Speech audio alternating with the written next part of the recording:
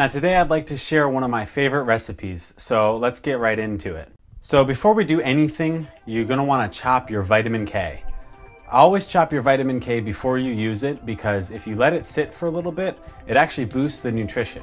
Next, chop up your vitamin A, or if you don't like the taste of cooked vitamin A, you can use potassium instead. Now, while we let our vegetables sit, we're going to simmer our complex carbohydrates. And it's 2 parts water to 1 part carbohydrate. Once that gets simmered down and cooked, you're gonna add a ½ cup of protein, or as I like to call it, protein fiber antioxidants. Then we'll cook up the vitamin A in a little bit of water for a couple of minutes, and once it's almost done, we'll add the vitamin K on top to steam it just for about 60 seconds. Once everything is done, you can combine it on a plate and add a little bit of capsaicin and some sodium to taste. Okay, so that recipe was a little confusing. Let's talk about cholesterol to figure out why. Recent reports suggest that the recommendation to limit your intake of dietary cholesterol will be dropped later this year. The government panel stated that the research is mixed on whether eating cholesterol in foods raises the cholesterol in your blood. So what are we to believe? Is it now okay to eat foods that contain cholesterol? We know that eating saturated fat definitely raises your cholesterol. We also know that having a high cholesterol level raises your risk of heart disease. Most foods that contain cholesterol also contain saturated fat.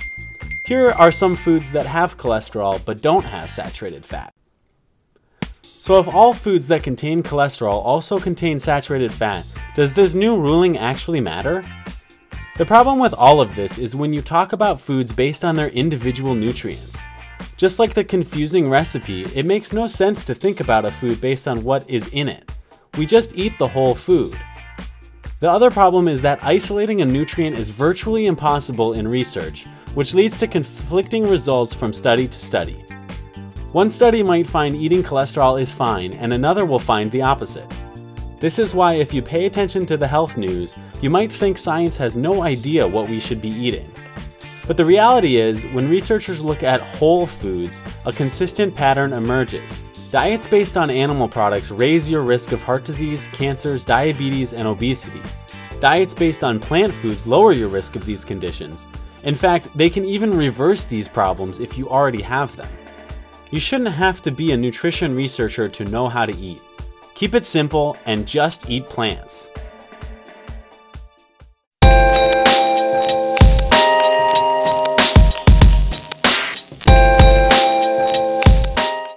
And then voila, you have a healthy meal ready in seconds.